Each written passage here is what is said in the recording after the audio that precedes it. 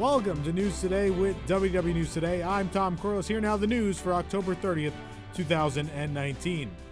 The California law firm has filed punitive class action lawsuit against the companies behind the FuelRod portable charger and swapping machines at the Walt Disney World and Disneyland resorts, and they also exist beyond those.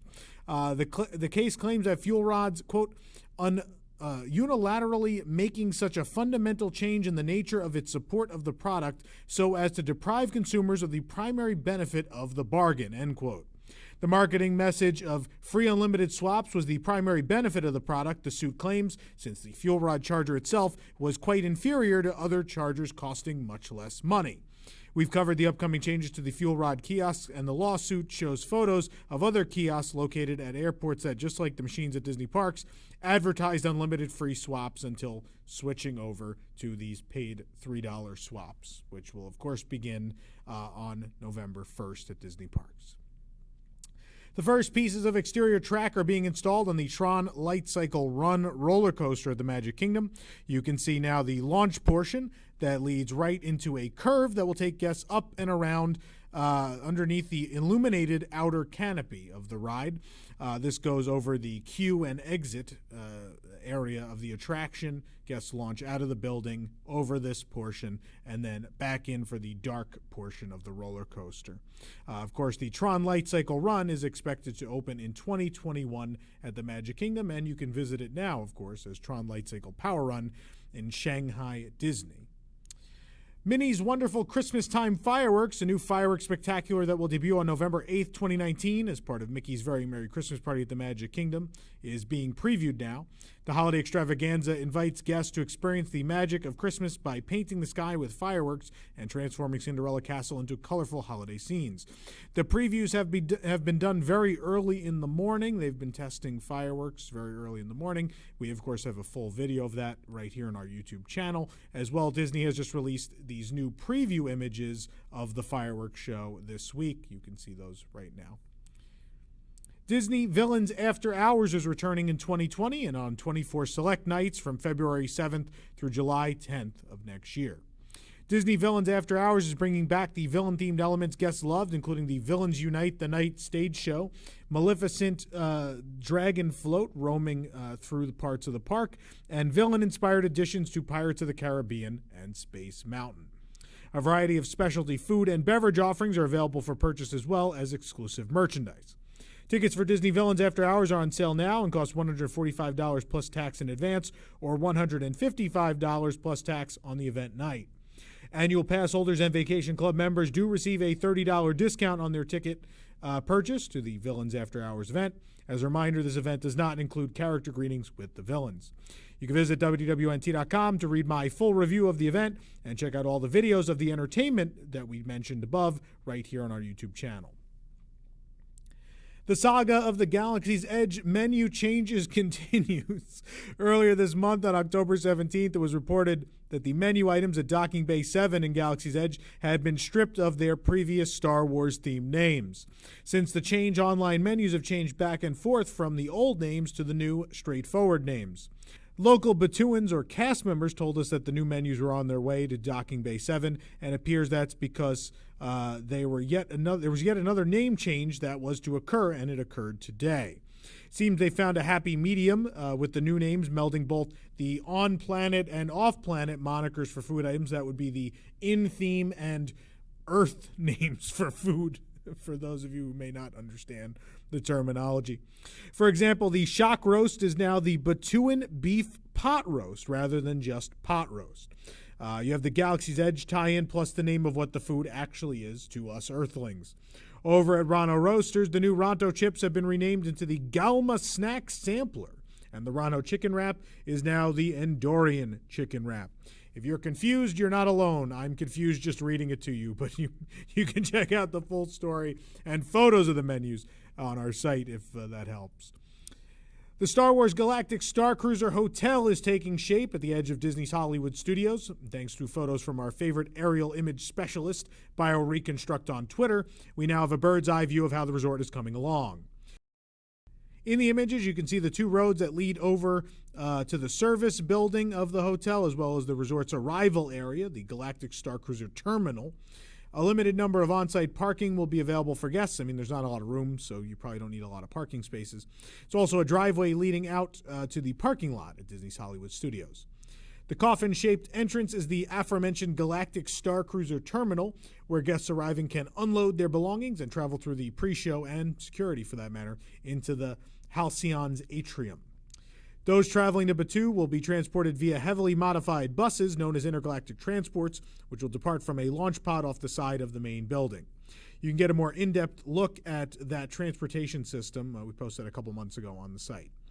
The design of the hotel is rather straightforward with four main components: the Galactic Star Cruiser Terminal, we already talked about, the main show building, which will contain the ship's atrium, bridge, as well as all the dining, shopping, and amenities. There's then the guest cabins along the long stretch in the back, and the side service and administrative building off to the right, which will take care of all the backstage elements like linens, maintenance, food and beverage support, etc. You can see that the hotel design follows the blueprints shown back in August almost identically, as you would expect. They're blueprints. And you can see the cabins taking shape here. It's only a matter of time until they're walled off and closed in from the surrounding marsh for good. And then the interior design can begin to make this a star cruiser in space. No opening date has been announced for the hotel as of yet, but we'll keep you in the loop as it approaches. When guests visit Animal Kingdom this holiday season, they'll find festive new entertainment and holiday decor in every land. It, of course, all begins on Discovery Island, where guests will be surrounded by a celebration of winter. The village is filled with sparkling white holiday decorations and colorful animal-inspired luminaries, and throughout the day, the area springs to life with a merry menagerie of winter animals, accompanied by serenading musicians as they create a playful atmosphere of festive fun. The team at Disney Parks Live Entertainment created this collection of reindeer, foxes, polar bears, penguins, and more in the form of life-size artisan-sculpted puppets you're looking at now, each designed and handcrafted using natural materials and fabrics. The animals were then brought to life through a variety of theatrical techniques that will allow them and their performers to interact directly with guests like never before.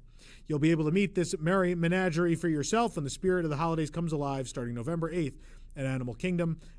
Personally, I think this is the thing I'm most excited for this entire year at the U.S. Disney parks. It looks very cute. Really, really excited about it. Starting November 24, 2019, Primeval Whirl will resume operation in Hester and Chester's Dino-Rama in Dinoland USA at Animal Kingdom. Well, at least for a few days. The attraction will be open until December 1st, opening to handle the higher crowds at the park due to the Thanksgiving holiday. While closed over most of this time, Disney, of course, announced that the attraction would only operate seasonally, opening when needed and closing when not. We're now seeing that plan in action. We, of course, also expect Primeval Whirl to reopen for Christmas week, but that has yet to be announced. New Frozen 2 themed treats are coming to Walt Disney World. Some of them have already arrived. We'll start with Norway's Kringla Bakery Og Cafe, which has introduced a trio of new sweet treats geared towards the fall and Frozen because IP. The lineup includes a fall cheesecake with a white chocolate piece with Olaf on top, a caramel mousse featuring a white chocolate medallion with Elsa and Nock, and a frozen orange cream soda in a souvenir cup. Due to the cool nature of each of these desserts, they all melt fast in the steamy Orlando weather, so be sure to gobble them up quick. A new Frozen 2 pumpkin spice donut tart, that's a thing, is available at the Contemporary. This is almost like two snacks in one. The base is a beautiful pastry with pumpkin filling, almost kind of like a pumpkin pie, but it's a tart. Each donut, meanwhile, has a perfectly dripped layer of sweet icing topped with white chocolate leaves that's on top of the whole thing, and then it's all topped off with a beautiful white chocolate edible image of Anna and Elsa. Meanwhile, at Disney Springs, we tried the new Olaf Dole Whip slush, and we spotted the Olaf light-up clip available as an add-on. This glow clip is an additional $8 to add to your beverage, and you must purchase a drink to buy the clip because money. The Olaf slushie combines blue raspberry icy and vanilla Dole Whip. You can check out reviews of all of those items we just talked about right now at wdwnt.com. A special free beignets offer is available for annual pass holders at Scat Cat's Club in Disney's Port Orleans Resort French Quarter. You can now get an order of these warm, powdery treats for free, put free in quotations, because that's with the purchase of any specialty beverage.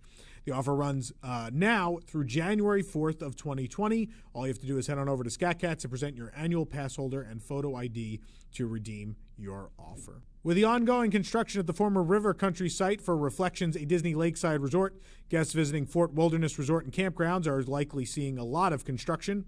Construction equipment can now be seen along the lakeshore extending towards Wilderness Lodge. This is in preparation for some of the lakeside bungalows that'll be part of Reflections. When you arrive at Fort Wilderness via boat, you can see the old beach and service boat docks have been blocked off for construction. These construction walls block off the old beach, continue around the walkway that used to lead to the entrance of River Country, the old water park that was over there.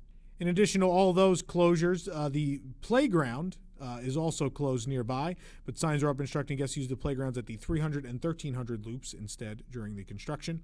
The new beach for Fort Wilderness has been moved to the opposite side of the boat rentals and boat dock. The beach is complete with new beach chairs and umbrellas and looks relatively unused so far, so much so that all we saw on the beach were the footprints of deer, leaving their little hoof prints all over the beach. The new beach takes over what used to be referred to as Marshmallow Marsh. The Tri-Circle D Ranch, meanwhile, is being overhauled as part of the related construction next door for Reflections. Guests walking through the settlement area are greeted by a large display that includes information on the new beach, an artist's rendering of the new Tri-Circle D Ranch building, and a note that confirms that the Hoop-Dee-Doo musical review will indeed be unaffected in its operation throughout this period. As you walk through the settlement towards the bus stop, you can see where construction walls now encompass what was the petting zoo and the old Tri-Circle D Ranch buildings. There's also construction work going on across the street from the bus stop.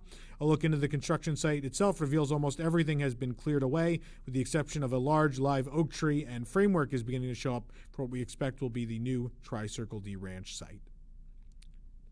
The last remaining McDonald's locations at Walt Disney World is undergoing a vast refurbishment starting today. Permits, detailed architectural work, new roofing, building improvements coming to this McDonald's, which is located right by the gates of Disney's All-Star Resorts. Many may recall this McDonald's by its former wacky exterior, featuring the larger-than-life figures of Ronald McDonald, Grimace, and the anthropomorphic menu items like the Fry Kids, Happy Meals, and McMuffins. The McDonald's originally opened back in 1998 and received its first makeover in 2009, where it was transformed from its cartoonish exterior to the more contemporary look we see now. However, this refurbishment promises to bring a redesigned and more elevated experience, that's what McDonald's is saying, upon reopening. The restaurant is closing again today, October 30th, for refurbishment, set to reopen in 2020. You can watch a full video walkthrough of the McDonald's as it existed right here on our channel. And for those of you asking, why would anyone want to do that? Well, it's one of the most viewed posts on wdwnt.com this week. You might be surprised to know. A lot of people love McDonald's. I'm very excited. They're bringing back classic Happy Meal toys next month. Who doesn't love that, right? You won't be able to get them at Disney World, though. It's closed. So keep that in mind. You have to go off property for Happy Meal toys. The Lunar New Year and we'll move on. The Lunar New Year and Food and Wine Festival event dates have been announced for Disneyland Resort in 2020. At Disney California Adventure, the Lunar New Year celebrations run from January 17th through February 9th. This year, we're celebrating the Year of the Mouse with multicultural performances, fun-filled activities, beautiful decor, delicious cuisine, and specialty merchandise. Lunar New Year is a joyous celebration for all ages to commemorate traditions of Chinese, Korean, and Vietnamese cultures. Of course, all this along with favorite Disney characters, because Disney parks.